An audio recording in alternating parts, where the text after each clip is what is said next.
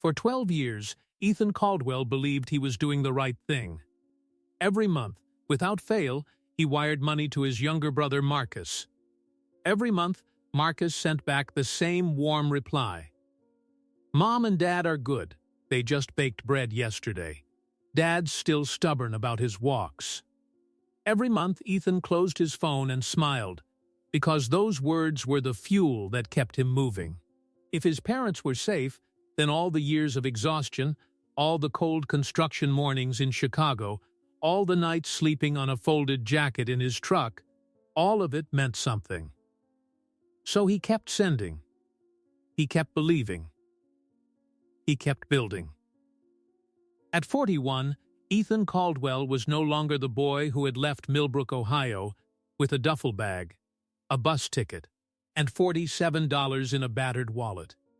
He was the founder of Caldwell Restoration, a firm that specialized in rebuilding historic homes across the Midwest.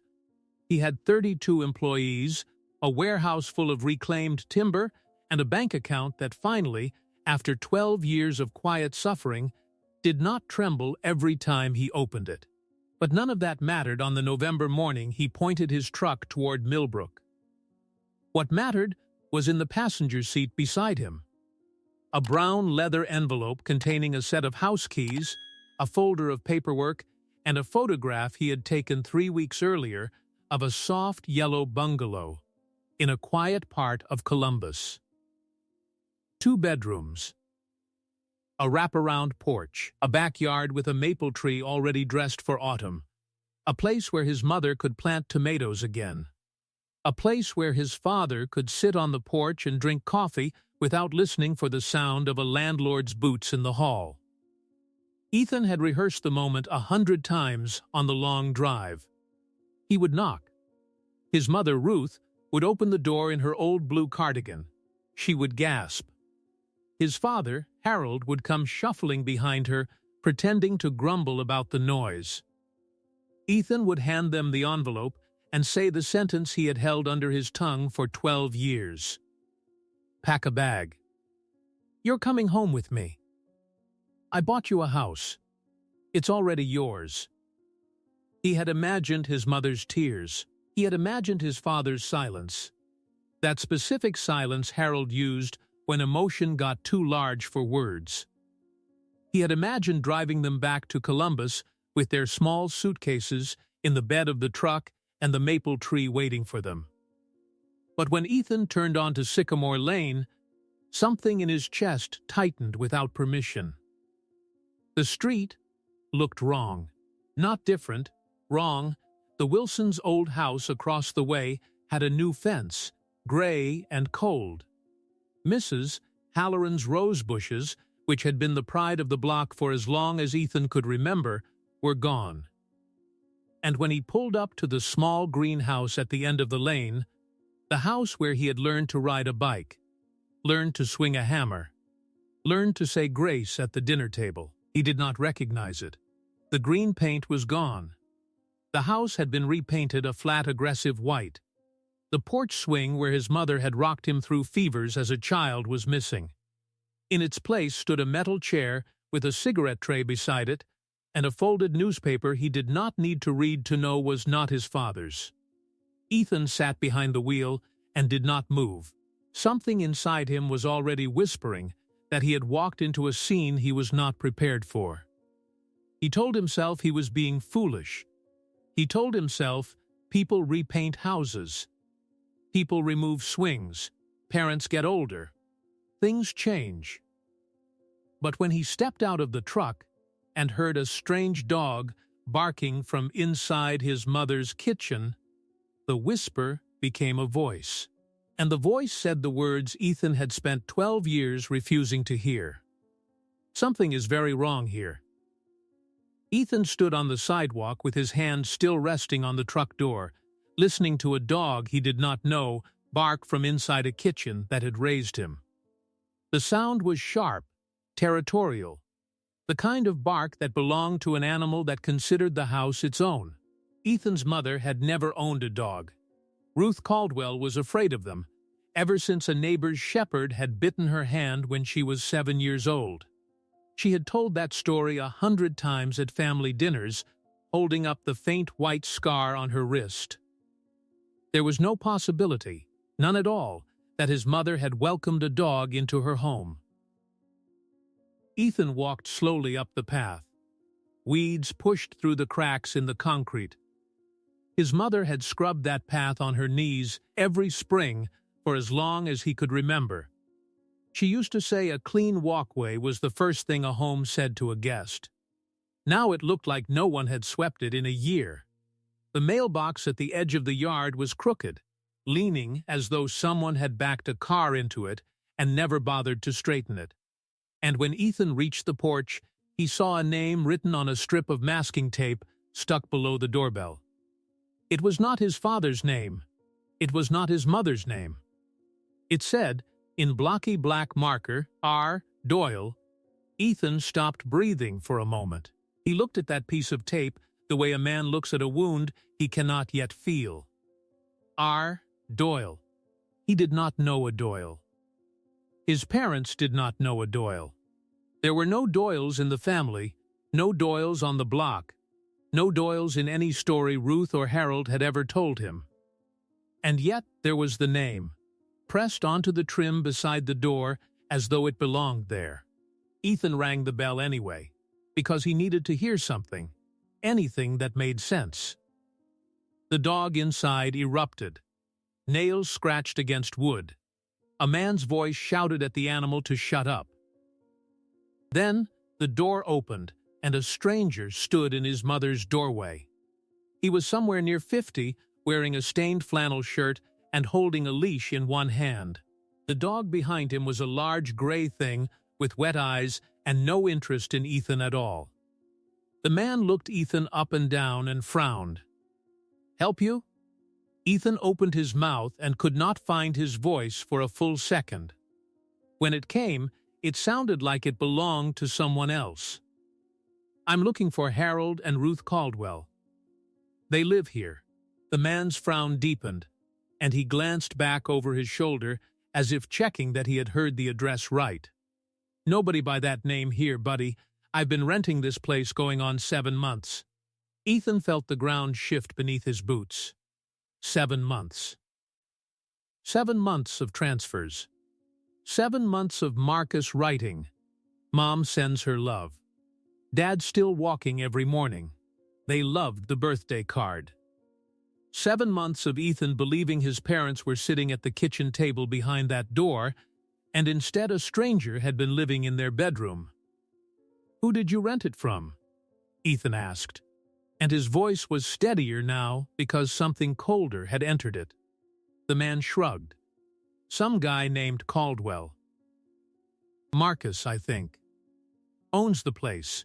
Real friendly. Said his folks had moved on. Moved on. 2 words. 2 ordinary words that Marcus had chosen carefully. Because moved on could mean 100 different things, and none of the polite meanings were true. Ethan thanked the man in a voice he did not recognize as his own. He turned and walked back down the path he had walked as a boy, carrying report cards and scraped knees and Christmas ornaments and everything else a child carries home. Halfway to the truck, his knees almost failed him.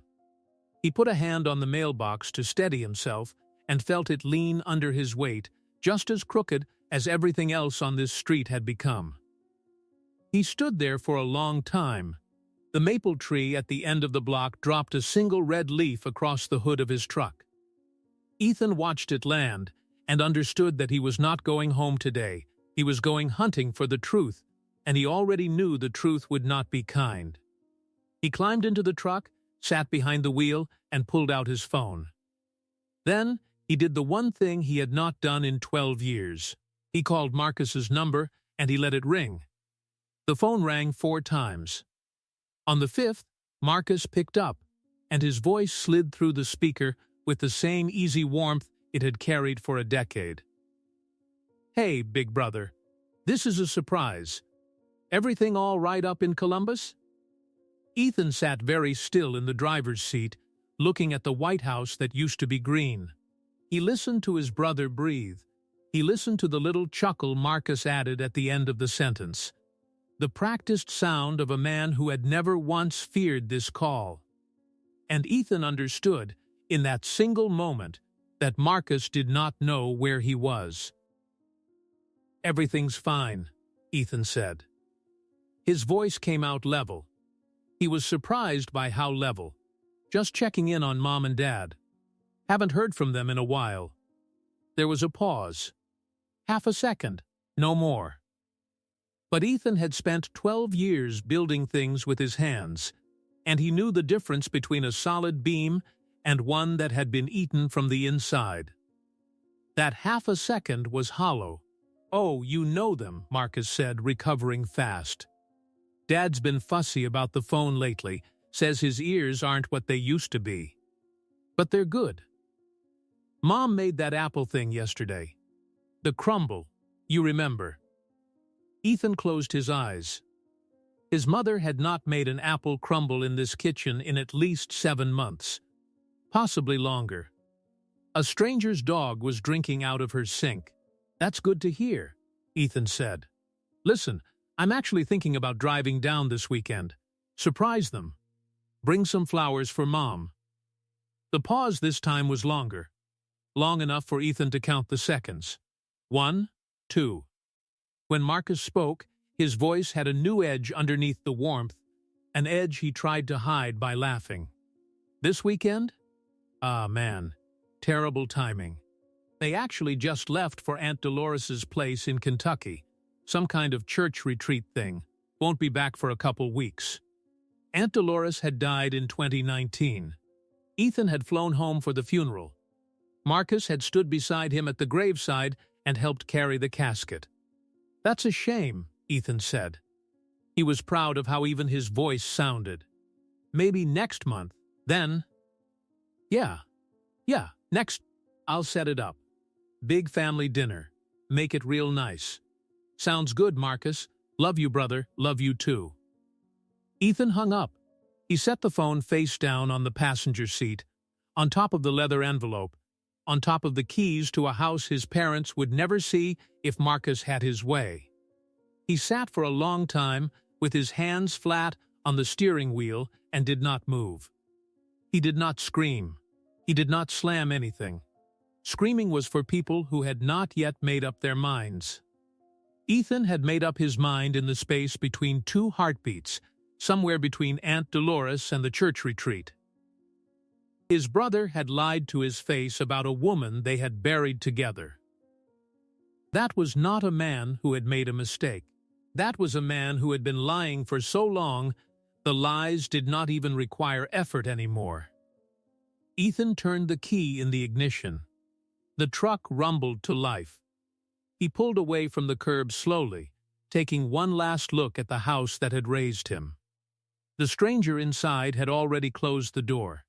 The dog had gone quiet. The porch where his mother used to snap green beans into a metal bowl on summer evenings stood empty except for a cigarette tray and a folded newspaper Harold Caldwell would never have read. Ethan drove 3 blocks and pulled into the parking lot of Millbrook Diner. The same diner where his father had bought him a chocolate milkshake the day Ethan graduated from high school. Harold had reached across the table, tapped his coffee mug against Ethan's milkshake like it was champagne, and said, "You go build something, son. You hear me? You go build something and don't you look back for us. We're set." Ethan had believed him. For 12 years he had believed him. And now, sitting in that same parking lot, with the leaves scraping across the asphalt, Ethan realized his father had lied to him too, but for a different reason. Harold had not wanted his son chained to Millbrook. Marcus had not wanted his son to check on him. Ethan pushed open the diner door and stepped inside, because if anyone in this town still knew where his parents were, it would be someone who had watched them disappear. The bell above the door gave the same tired chime it had given for 30 years. Ethan stepped inside, and the smell hit him first. Bacon grease, cheap coffee, syrup, the faint chemical sweetness of the pink hand soap in the bathroom by the register. It was the smell of his entire childhood folded into one small room.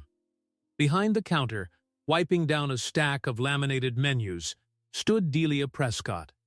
She had run the Millbrook Diner for as long as Ethan had been alive. Her hair had gone white at the temples, and she had traded her old glasses for a pair with red frames, but her eyes were the same eyes that had slipped him free pancakes on the mornings Harold worked double shifts and Ruth was too tired to cook. Delia looked up. Her hand froze on the menu. For a full 3 seconds, she did not speak. Then she set the rag down very carefully, as though she was afraid of dropping something more fragile than a rag. "Ethan Caldwell," she said. Her voice was quiet. "Sit down, honey. Sit down right now." Ethan slid into the booth by the window, the same booth he and his father had shared the day of the milkshake. Delia came around the counter without asking what he wanted.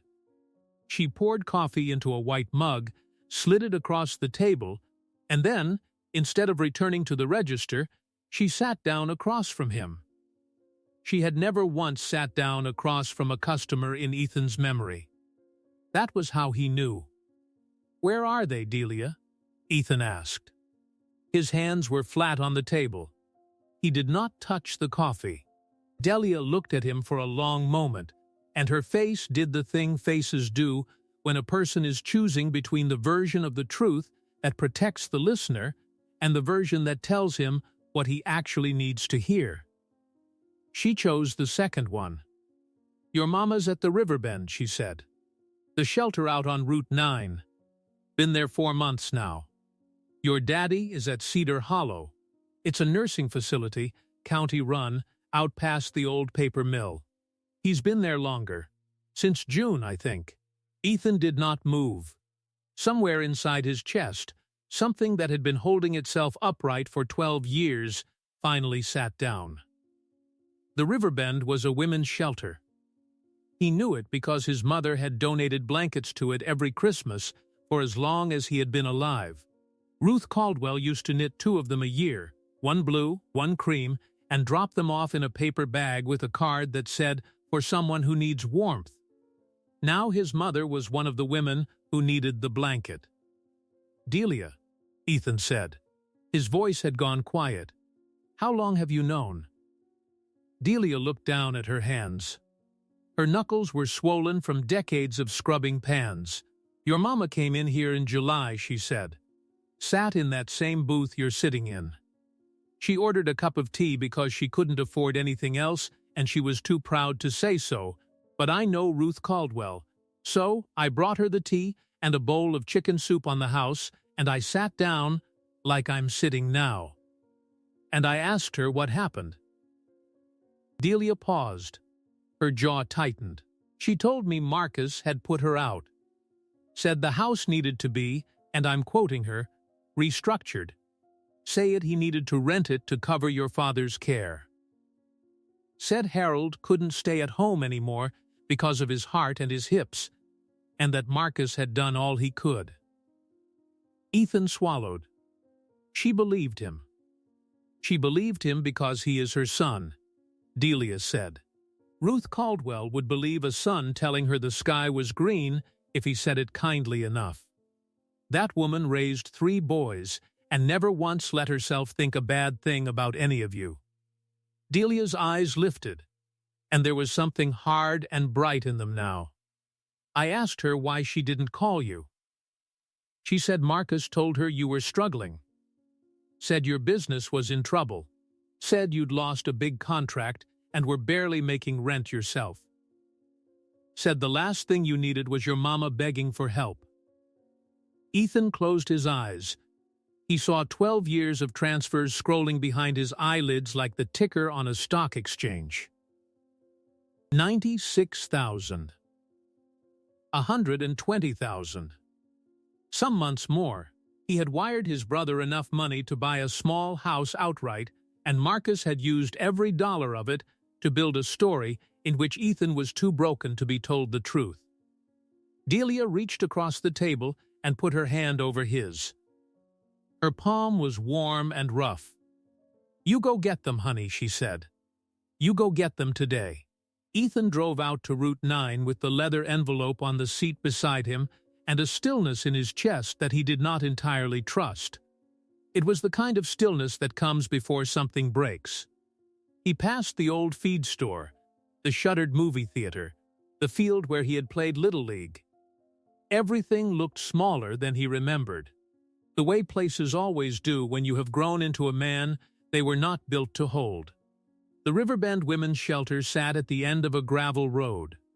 A low brick building with a wooden cross above the door and a hand-painted sign that read, "All are welcome."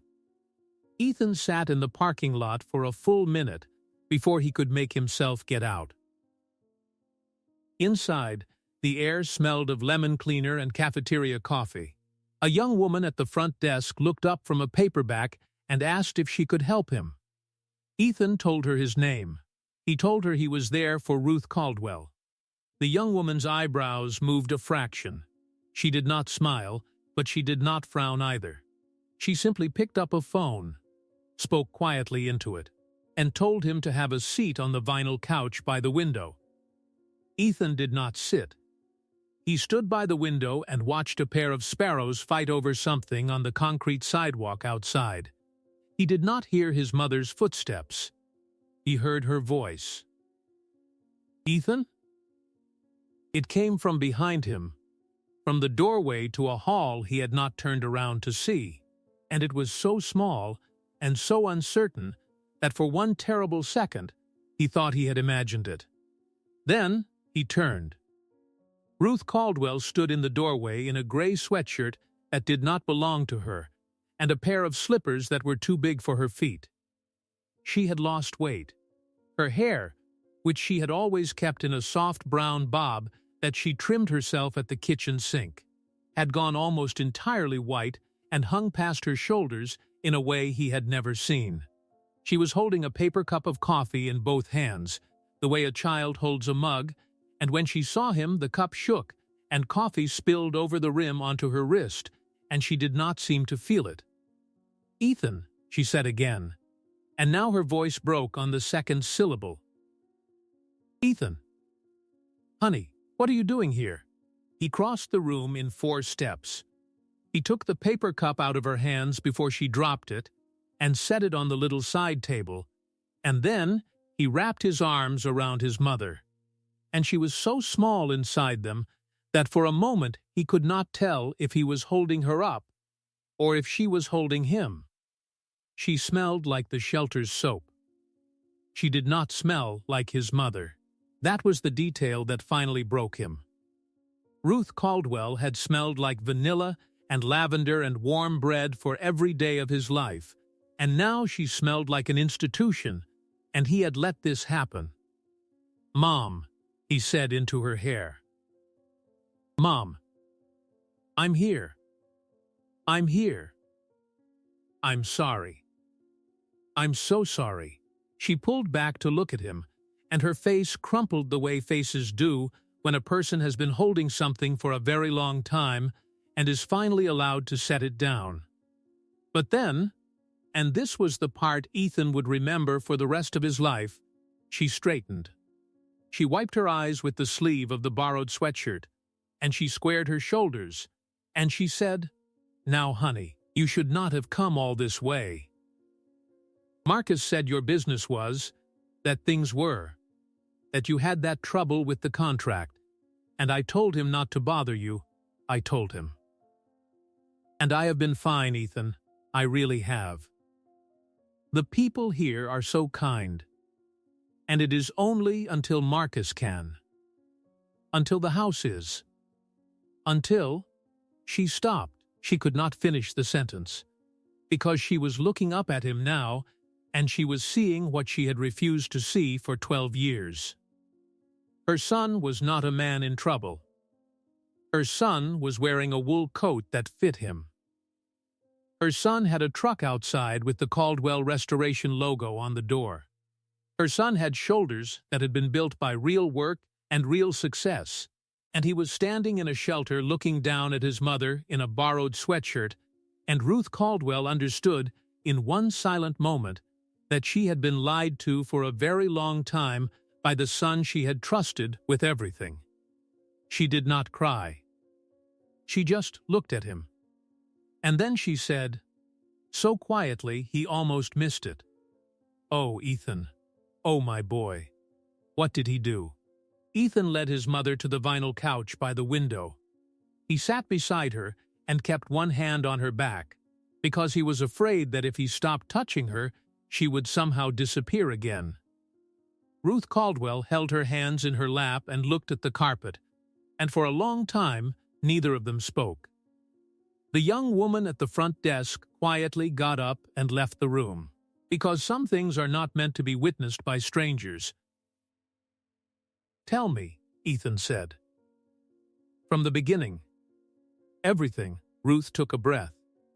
Her voice, when it came, was steadier than he expected. That was the part that hurt the most. The way his mother had learned to talk about her own suffering the way other people talked about the weather. "Your father had a bad spell last April," she said. "His heart. The doctor said he needed more care than I could give him at home. He couldn't manage the stairs. He was falling. I was afraid to leave him alone even to go to the store." She paused. "Marcus came over one evening. He brought Chinese food. He sat at the kitchen table, and he said he had been thinking about it, and he had a plan. He said he could get Dad into a good place, county-run but clean, and he said the house would need to be rented out because Medicaid would not cover everything, and he said, and this is the part, Ethan, this is the part I keep thinking about, he said, 'You and I will take care of this, Mom.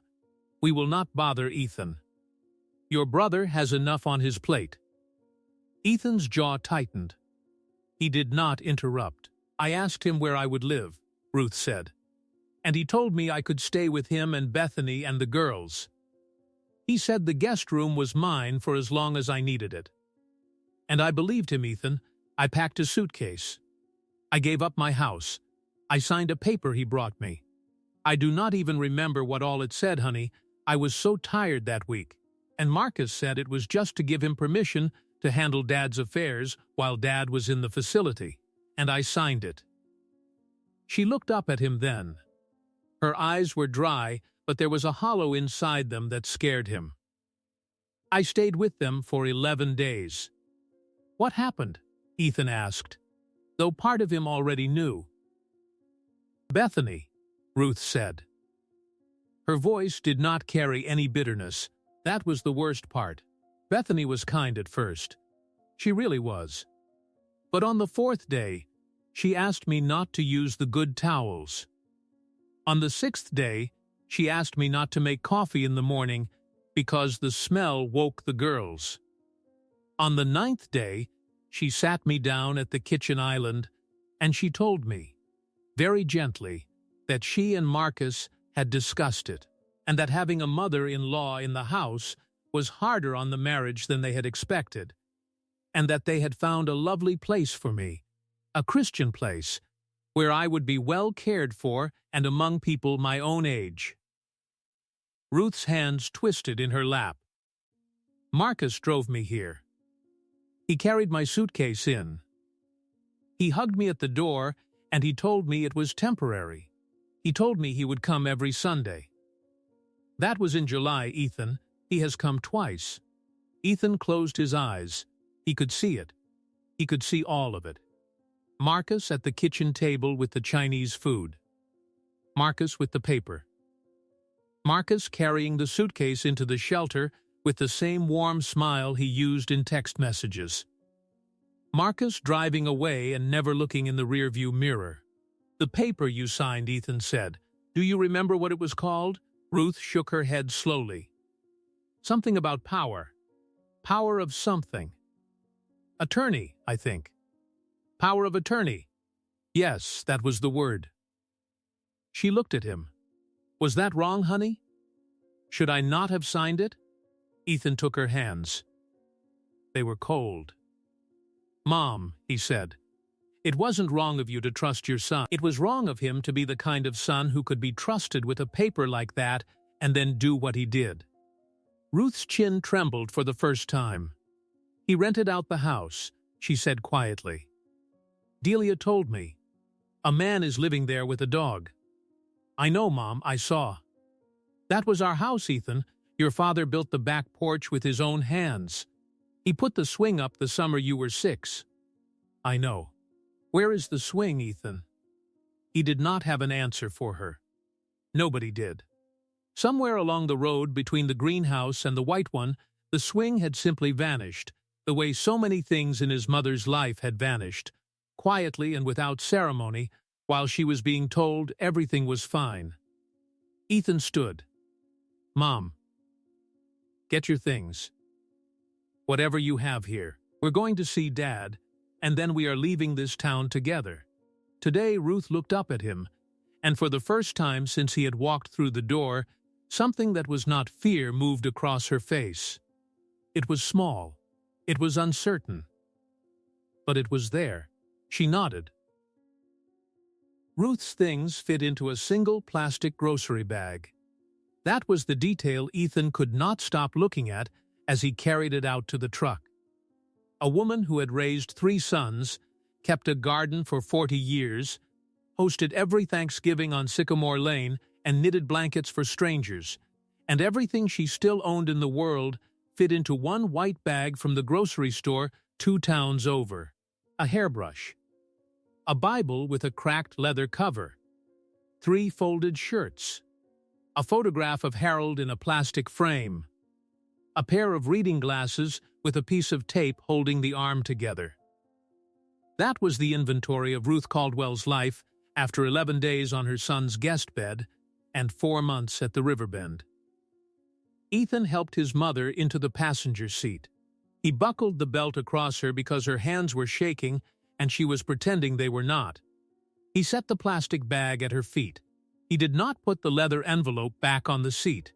He moved it to the center console, out of her line of sight, because the keys inside were for a house she did not yet know existed, and he was not going to hand them to her in a parking lot. He was going to hand them to her and Harold together, in the doorway of the yellow bungalow, when they were standing on the porch of a place that could not be taken from them. They drove out to Cedar Hollow in silence. Ruth watched the fields go by. Once, she reached over and put her hand on Ethan's forearm, the way she used to do when he was learning to drive and she wanted him to slow down before a curve. She did not say anything. She just left her hand there. Ethan did not trust himself to speak, so he covered her hand with his and kept driving. Cedar Hollow sat at the end of a long asphalt driveway lined with dying pines. The building was a low beige box with narrow windows and a flag on a pole out front that had not been lowered for the wind. A hand-lettered sign by the door said, "Visitors must sign in." Ethan signed in. His mother stood beside him, one hand gripping his sleeve. The woman at the front desk looked up, saw Ruth, and said, "Oh, Ruth, honey, he's been asking for you." Ethan's throat closed. His mother had not been here in weeks. He did not ask why. He did not need to. He already knew that Marcus had not been driving her out here, and Ruth did not drive on the highway anymore because her cataracts had gotten worse and no one had taken her to the doctor. Room 114. The door was open a crack. Ethan pushed it gently. Harold Caldwell sat in a vinyl recliner by the window in a room that smelled of disinfectant and old coffee. He was wearing a gray t-shirt that hung off his shoulders and a pair of sweatpants that were not his. There was a television mounted high in the corner, playing a game show with the sound off. There was a plastic cup of water on the table beside him with a bendy straw in it.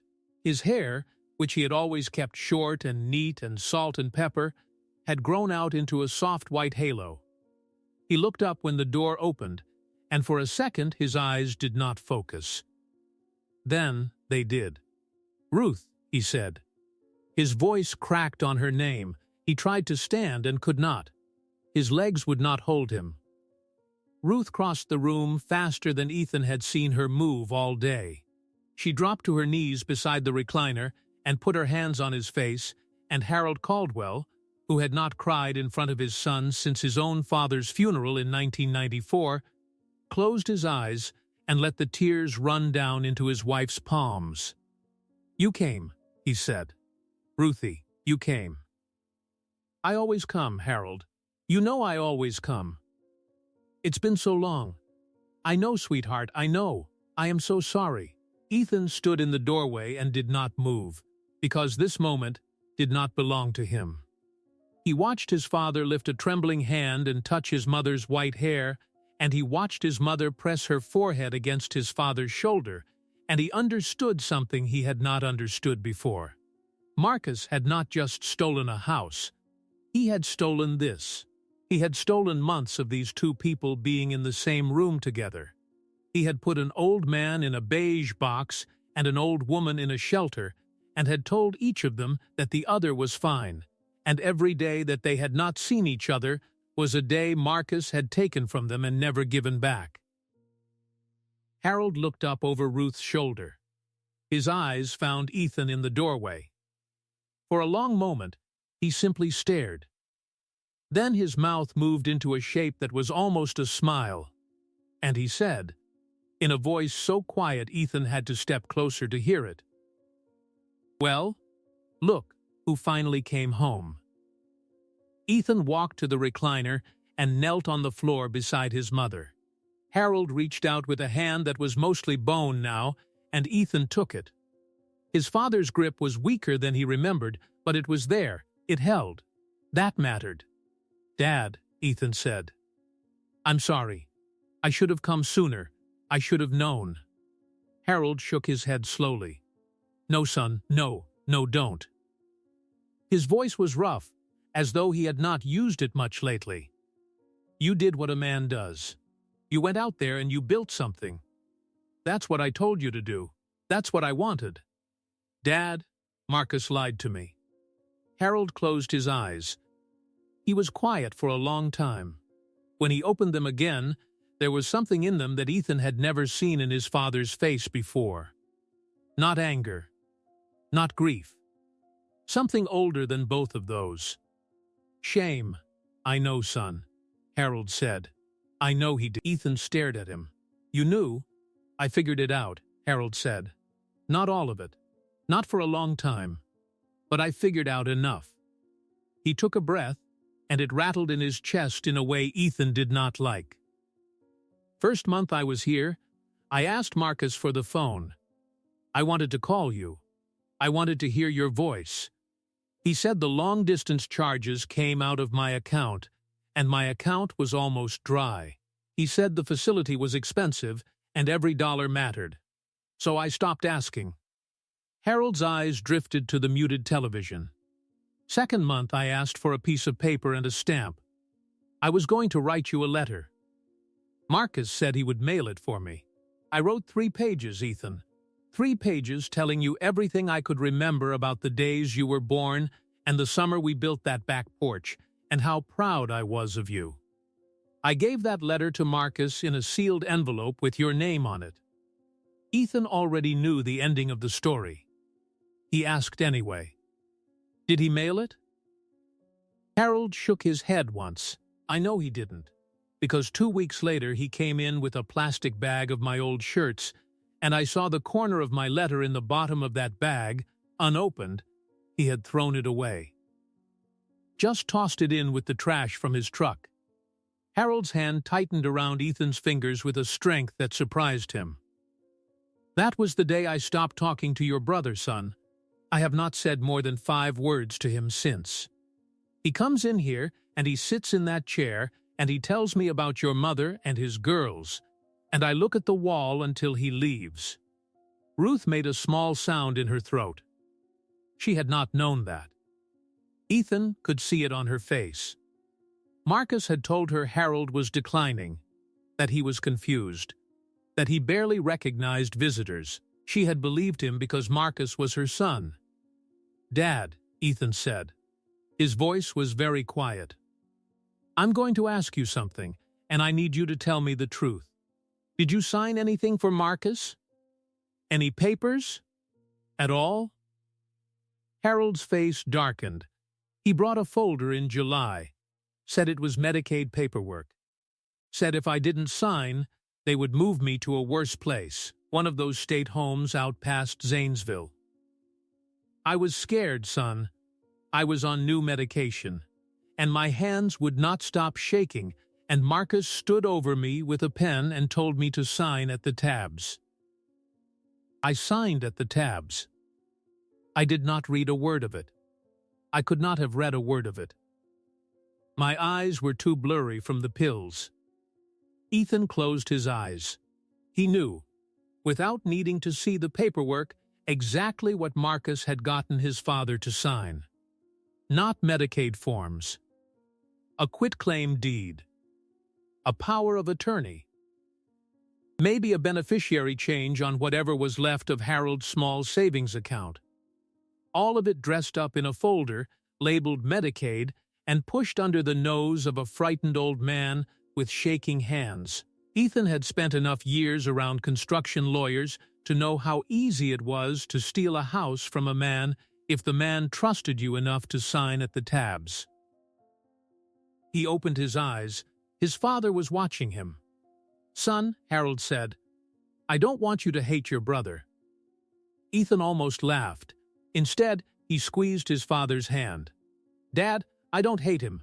Hate takes too much energy, and I need all my energy for you and Mom right now." He looked at both of them, his father in the recliner, his mother on the floor with her hand still on Harold's knee. "I want you to listen to me carefully, both of you. I did not lose my business. I did not lose a contract. Marcus lied to you about me the same way he lied to me about you. I have a company. It is doing very well. I have money, and I have a house I bought for you 3 weeks ago in Columbus. Yellow, 2 bedrooms. A porch. A maple tree in the yard." Ruth put a hand over her mouth. Harold blinked slowly, as though he was trying to translate the words from a language he had not heard in a long time. "A house," Harold said. "For us. For you. The keys are in my truck. Your names are on the deed, both of you. Marcus has no claim to it, and never will." Harold looked at Ruth. Ruth looked at Harold. Neither of them spoke. Then Harold said, in a voice that was almost steady, "Son, get me out of this chair. I want to go home." Getting Harold Caldwell out of Cedar Hollow took 4 hours, 2 phone calls to a lawyer in Columbus, and a conversation with the facility director that Ethan would remember for the rest of his life. The director was a tired woman named Patricia, who had clearly seen this scene play out before. She did not argue when Ethan said he was taking his father home. She asked for identification. She asked for a signature. She asked, very quietly, if Ethan understood that Harold had a heart condition and needed daily medication and regular monitoring, and Ethan told her that he understood, and that his father would have a cardiologist in Columbus by the end of the week, and that he would sign whatever release form she needed him to sign, but that Harold Caldwell was not spending one more night in room 114. Patricia looked at him for a long moment over the top of her reading glasses. Then she said, "Your brother is listed as the emergency contact. He has power of attorney on file." "Not for long," Ethan said. "My lawyer is filing to revoke it this afternoon. My father is of sound mind. He was pressured to sign under duress. We will contest every document Marcus produced." Patricia nodded slowly. She reached into a drawer and pulled out a form. "Sign here," she said, "and here, and here. I never saw you leave with him. If Marcus calls, I will tell him his father discharged himself against medical advice, which is technically true." She paused. "For what it is worth, Mr. Caldwell, your father asked for you every day for the first 6 weeks. I wrote it down in the log. It's in his file. You might want that." Ethan took the copy of the log she handed him. He read the first page in the parking lot before he started the truck. Resident asked when his son Ethan is coming. Resident asked if any letters had arrived. Resident refused breakfast, said he wanted to wait for his son. Resident asked for a phone. Ethan folded the pages carefully and put them in the leather envelope with the deed. He was going to keep them. Not for the lawsuit, for himself. For the nights when he would wonder, years from now, whether he had done enough soon enough. The log would tell him what his father had done every day, while Ethan had been busy believing a text message. The drive to Columbus took 3 hours. Ruth sat in the back seat with a blanket the shelter had given her.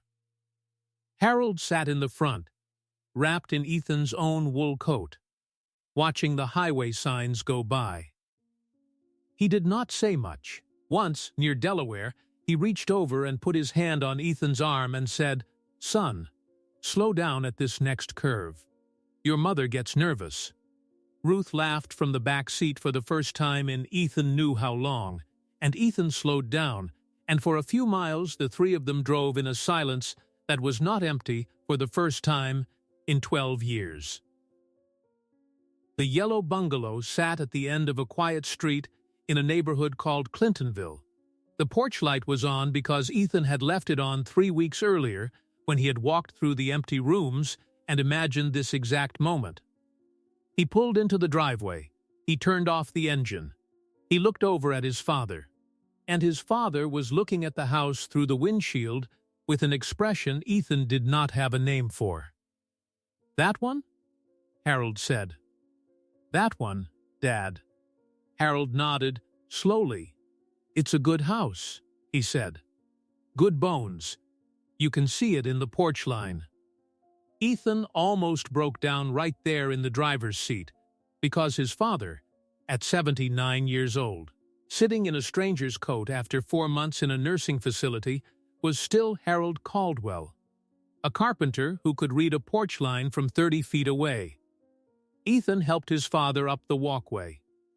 Ruth carried her plastic grocery bag. On the porch, Ethan stopped, took the leather envelope out from under his arm, and handed it to his mother. "Open it, Mom." Ruth's hands trembled. She lifted the flap. Inside were the keys, the deed with both their names typed cleanly on the top line, and the photograph Ethan had taken of the maple tree 3 weeks earlier. She looked at the photograph for a long time. Then she looked at the actual maple tree, which was standing right there in the front yard, its leaves the color of embers in the late afternoon light. She began to cry, but she was smiling, and Ethan understood that these were not the same tears he had seen at the shelter. These were the other kind. The kind a person cries when they realize the story is not over yet. Harold reached for the doorknob himself. He turned the key. The door opened.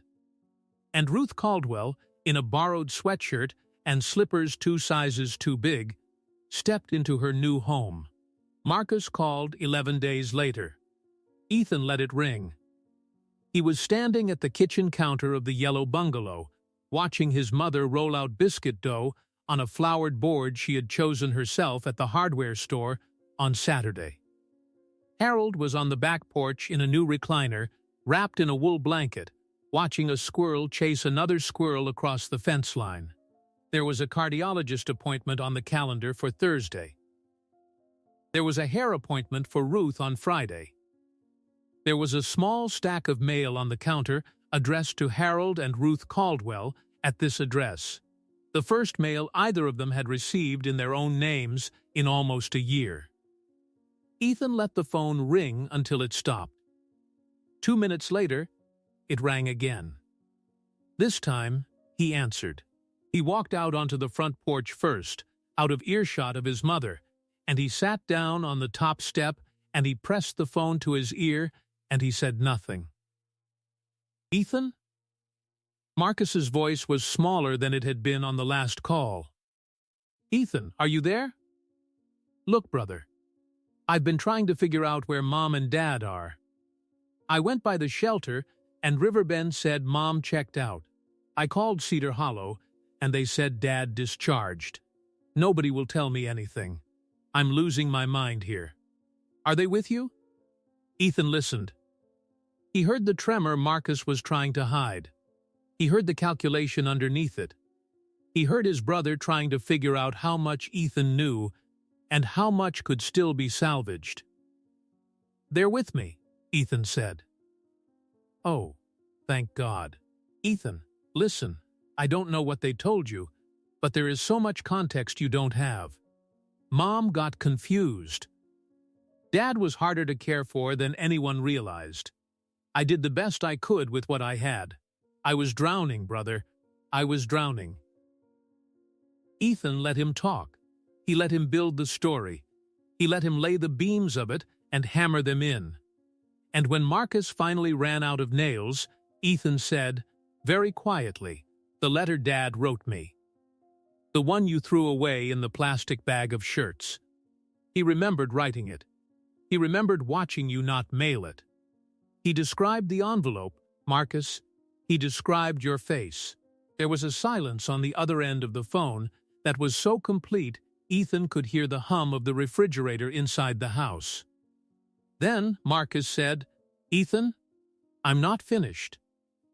My lawyer filed on Monday to revoke both powers of attorney and challenge the quitclaim deed on Sycamore Lane.